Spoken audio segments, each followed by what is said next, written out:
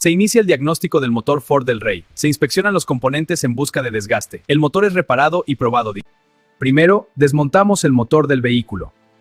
Inspeccionamos y medimos cada pieza. Paso 1. Desmontaje del motor. Paso 3. Inspección y medición. Paso 5. Armado del motor.